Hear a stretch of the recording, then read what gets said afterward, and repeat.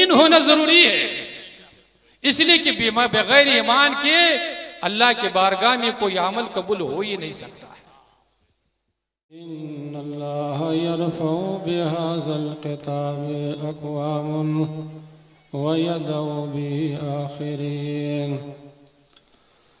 वक़ाल नबिय्यु सल्लल्लाहु तआला अलैहि वसल्लम ला यब्क़ा मिनल इस्लाम इल्ला इस्मुहु वला यब्क़ा मिनल क़ुरआनि इल्ला रस्मुहु औ कमा क़ाल नबिय्यु सल्लल्लाहु अलैहि वसल्लम इन्नल्लाह व मलाइकतहु युसल्लूना अलन नबी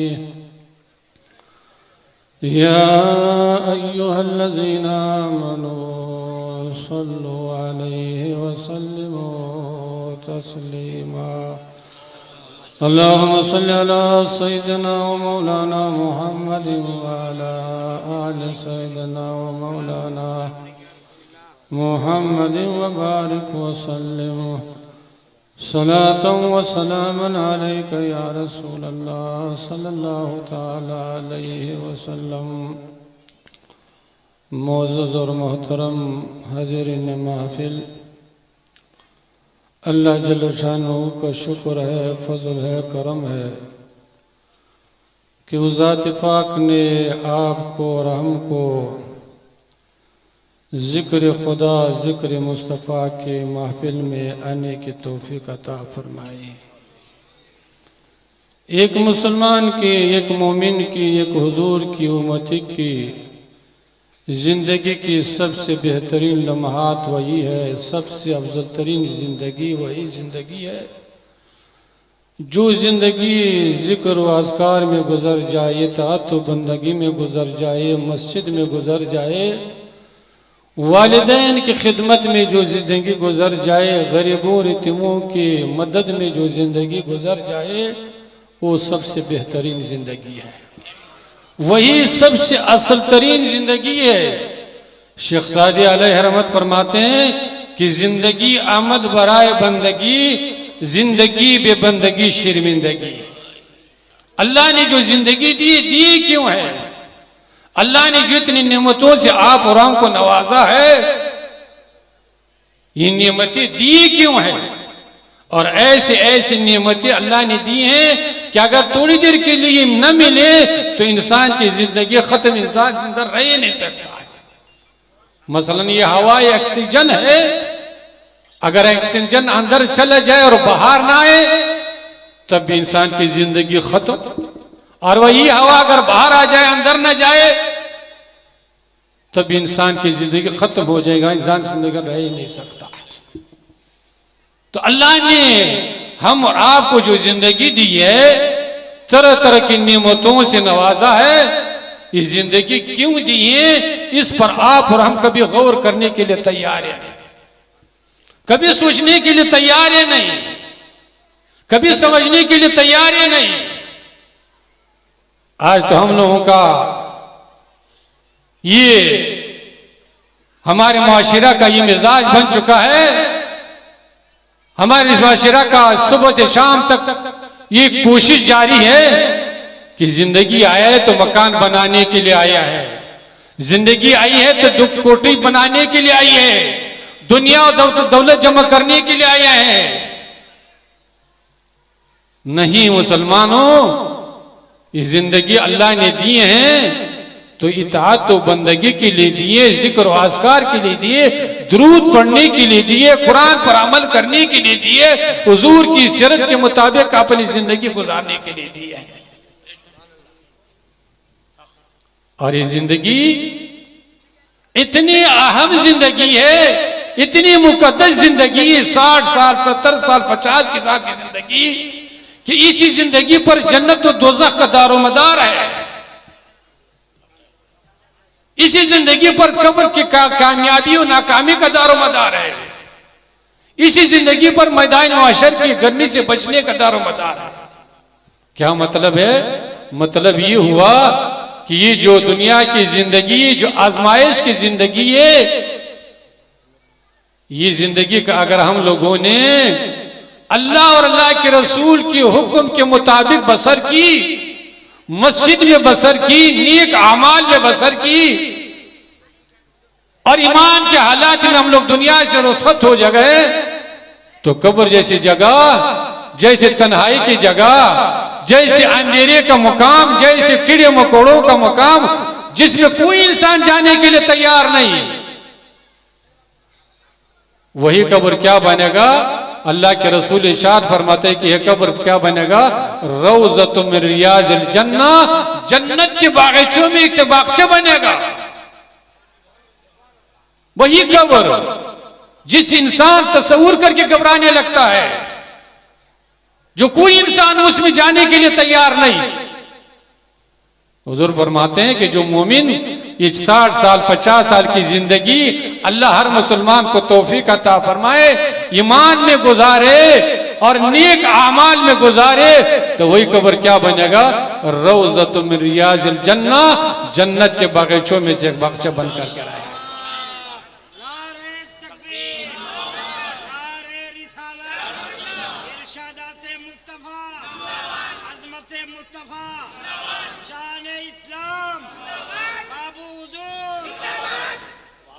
वही कब्र क्या बनेगा? जन्नत की एक बागीचों में एक से बागीचा बन करके रहेगा। लेकिन शर्त यह है कि हुजूर की उम्मती, हुजूर की चाहने वाला, हुजूर से मोहब्बत करने वाला अपना सही हकीकत में मोहब्बत का इजहार करे और अपनी जिंदगी को हुजूर की सीरत के मुताबिक बनाए, हुजूर की सीरत पर मुख्तार इख्तियार करे, उसी पर अपनी जिंदगी बसर करे, तो फिर वही कब्र क्या बनेगा? जन्नत के बागीचों में से एक बागीचा बन करके रहेगा। और फिर ये उर्स पाक का मौका है। उर्स पाक एक अल्लाह वाले की, अल्लाह के महबूब बंदे की याद मनाया जा रहा है। क्या याद मनाया जा रहा है? उनकी दौलत का जिक्र होगा, उनकी जमीन और जायदाद का जिक्र होगा, उनकी कुर्सी इक़्तिदार का जिक्र होगा? नहीं, उर्स का मतलब यह है कि जिस अल्लाह वाले के उर्स हो रही है उसकी तकवा का जिक्र होगा, उसकी परहेजगारी का जिक्र होगा, उससे अल्लाह और अल्लाह के रसूल की मोहब्बत का जिक्र होगा, उसको कुरान की हिफाजत पर अपने माल और जान को कुर्बान करने का जिक्र होगा। उर्स का मतलब ये होता है। यह अलग बात है कि हमारे जमाने में उर्स का मतलब ये हुआ कि खूब ठेले लगाए जाए, दुकानदारी सजाए जाए और फिर शरीयत के खिलाफ अपना मुजाहिरा किया जाए, तो उसको हम लोगों को उर्स समझते हैं। लेकिन उर्स का हकीकत यह है कि जिस बुजुर्ग का उर्स आप मना रहे हैं उसकी जिंदगी को समझना होगा कि आज उनके बुजुर्ग, उस बुजुर्ग पर, उस अल्लाह वाले के कब्र पर जो फूल पेश किया जा रहा है, जो अकीदत और मोहब्बत का इजहार किया जा रहा है, क्यों? दुनिया की बुनियाद पर, दौलत की बुनियाद पर, खानदान की बुनियाद पर, ताकत की बुनियाद पर नहीं। आज जो बुजुर्ग के कब्र पर गुलदस्ते पेश किया जा रहा है, किस बुनियाद पर? तकवा की बुनियाद पर, परहेजगारी की बुनियाद पर, अल्लाह और अल्लाह के रसूल की जिक्र की बुनियाद पर। आज दुनिया जब तक हयात है तब भी लोग उनकी जुतियों के कदमों में पड़े रहते थे, हाथ और पांव मुश्तोते थे। जब दुनिया से रुखसत हो गए, आज भी गुलदस्ते पेश किया जा रहा है और क़यामत तक पेश करते रहेंगे।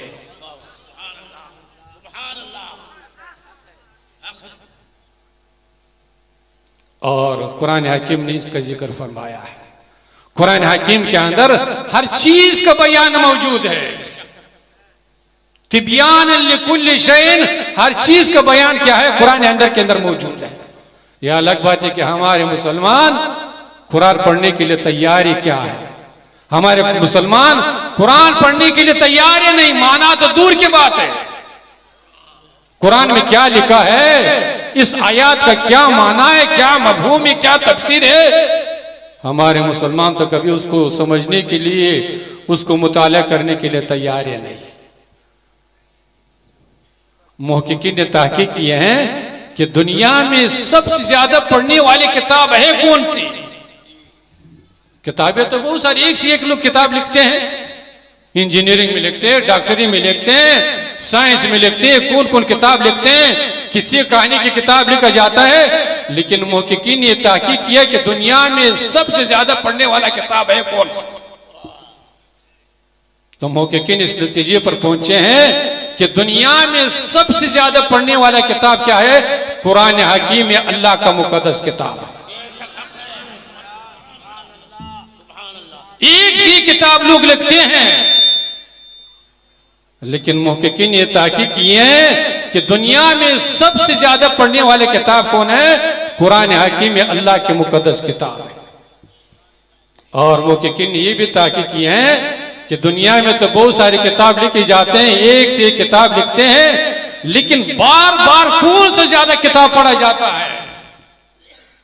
दुनिया में कितनी भी अच्छी किताब लिखा जाए, किसी भी मजमून पर हो, एक बार पढ़ लिया, दो बार पढ़ लिया, तीन बार पढ़ लिया, चौथे बार उसको पढ़ने के लिए कोई तैयार ही नहीं। लेकिन मुहक्किकीन ये ताकीद किया है कि कुरान हकीम ऐसी किताब है, ऐसी मुकद्दस किताब है कि एक बार नहीं, दो बार नहीं, 100 बार नहीं, 1000 बार, जितना बार पढ़ते रहेंगे आपके पढ़ने का शौक में इजाफा होता ही रहेगा, शौक में इजाफा होता ही रहेगा। क्यों? कि कुरान हकीम किसी इंसान की लिखी हुई किताब नहीं, किसी साइंसदान की लिखी हुई किताब नहीं, किसी डॉक्टर की लिखी हुई किताब नहीं। कुरान हकीम क्या है? अल्लाह जल्ल शानहू का नाजिल किताब है। अपने कुरान हकीम अल्लाह के मुकद्दस किताब है। और मुहक्किकीन ने ये भी ताकीद की है कि कुरान हकीम में तो दुनिया में सबसे ज्यादा पढ़ा जाता है, लेकिन कुरान हकीम ऐसी किताब है कि दुनिया में कोई भी किताब लिखा जाता है तो पढ़ने वाले उसको समझने की कोशिश करता है। मसलन डॉक्टरी में किसी ने किताब लिख दिया तो उसका जो स्टूडेंट होगा वो क्या करेगा? उस किताब को समझने की कोशिश करेगी, इस किताब में लिखा क्या है। साइंस की कोई किताब होगा, इंजीनियरिंग का कोई किताब होगा, उसको पढ़ने वाला समझने की कोशिश करेगा। लेकिन मुसलमान इतने कम नसीब है कि जिस किताब पर उसका ईमान है, जो बार बार पढ़ रहे हैं और बार बार पढ़ने में उसको लज्जत महसूस हो रहे हैं, लेकिन मुसलमान ने कभी गवारा नहीं किया उस किताब को समझने की, कभी कोशिश ही नहीं की। पढ़ तो रहा है, अल्लाह हर मुसलमान को पढ़ने की तौफीक अता फरमाए, लेकिन मुसलमान पढ़ तो रहा है, उसमें क्या लिखा हुआ है, उसका माना क्या है, उसका तर्जुमा क्या है, उसका तफसीर क्या है, वो कब नाजिल हुई, किस वक्त नाजिल हुई, मुसलमान ने कभी समझने की कोशिश ही नहीं किया है।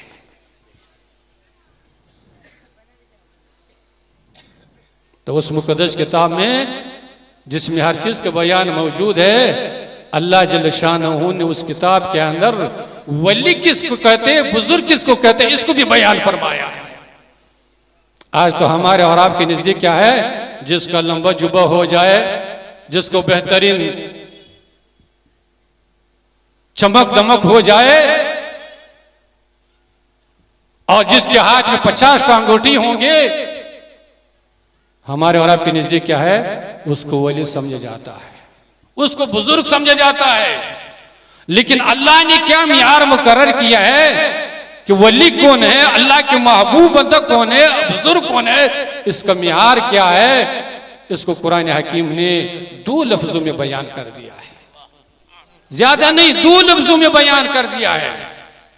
अल्लाह जल्ल शानो इरशाद फरमाता है, अल्लज़ीना आमनु व कानू यत्तकून, कि वली उसको कहते हैं जो साहिब ईमान हो, जिसका अकीदा दुरुस्त हो, जिसके दिल में आजमत मुस्तफा मौजूद हो, जिसके दिल में मोहब्बत रसूल मौजूद हो, जिसके दिल में कुरान का आजमत मौजूद हो,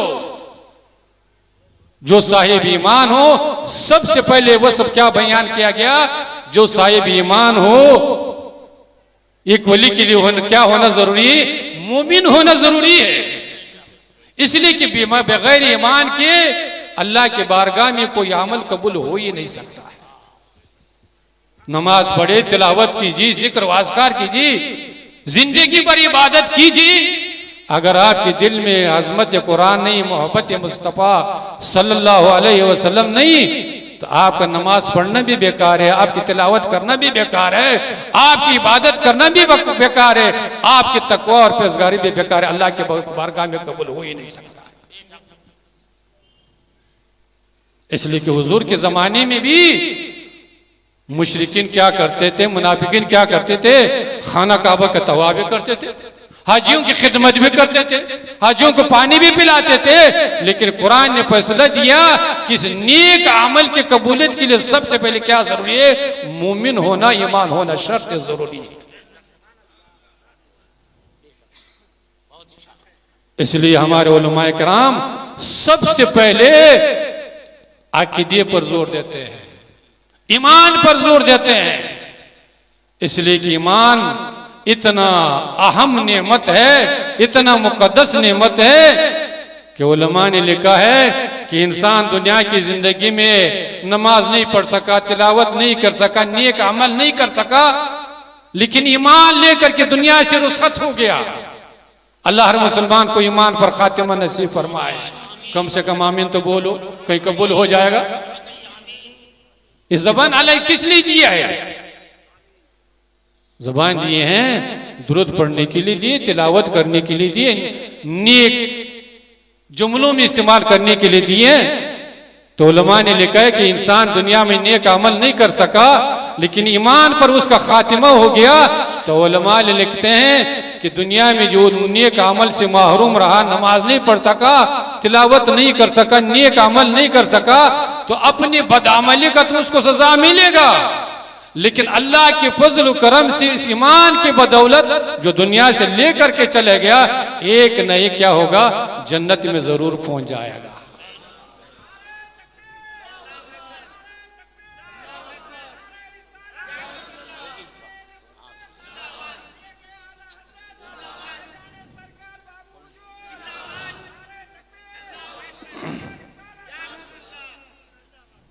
तो ईमान इतना अहम दौलत। तो सबसे पहले वली के लिए क्या मियार मुकर्रर किया गया, मोमिन होना, ईमान होना। और उसके बाद क्या, वकान यत्तकून, और मोमिन ये वली को क्या होना चाहिए, साहिब तकवा भी होना चाहिए, परहेजगारी भी उसके अंदर होना चाहिए, हराम से उसको बचना भी चाहिए। आज तो वलियों का मतलब ये है कि खाने में तो खूब एक से एक डिमांड करेगा, बिस्तर में तो एक से एक डिमांड दे देगा, लेकिन जब अजान हो जाए, नमाज के लिए बुलाया जाए, हाय अला सलाह हाय अल फलाह का सदा बुलंद हो जाए, मस्जिद के बगल में रहते हुए मस्जिद में जाने के लिए तैयार नहीं, मस्जिद को में जाने को अपने आप को आयर समझता है। कभी सोचे कि अल्लाह के हुजूर सल्लल्लाहु अलैहि वसल्लम ने किस हालात में नमाज अदा की, किस हालात में मस्जिद में तशरीफ ले गए। हदीस पाक में आता है कि जब हुजूर का आखिरी वक्त आया, बीमार है, कमजोर है, उठ नहीं सकते, चल नहीं सकते हैं, वाकया तो लंबा वक्त नहीं है, हमको तो जाना है, एक और प्रोग्राम में जाना है, तो बीमार है, कमजोर है, चल नहीं सकते हैं, नमाज का वक्त हो चुका है। आपने 3 मरतबा पूछा कि जमात हो चुकी, नमाज खड़ी हो चुकी कि नहीं। आपको जवाब दिया गया कि सहाबाई कराम आपकी इंतजार कर रहे हैं।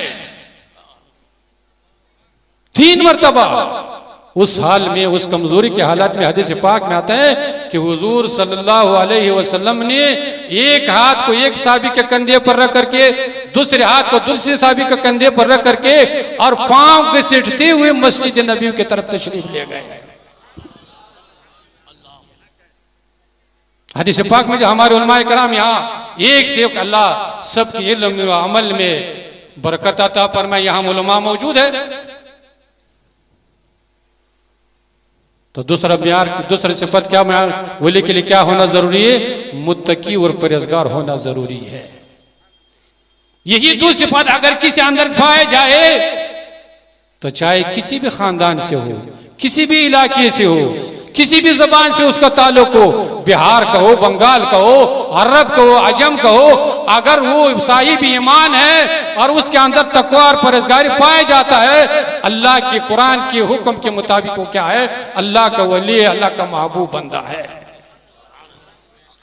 और इस जमाने में तो हम लोगों ने सिलसिलों को एक पार्टी बना दिया है, एक पार्टी बना हुआ है। जैसे यहाँ सुप्रीम का पार्टी है, कांग्रेस का पार्टी है, तो ये पार्टी है, तो वो पार्टी है, तो ये पार्टी कितना जुल्म करेगा, उसका जो वर्कर होगा उसका गुंदगावे करेगा, वो कितना जुल्म करेगा, वो पार्टी कितना हराम खाएगा पिएगा, लेकिन उसका वर्कर क्या करेगा, उसका गुंदगाएगा।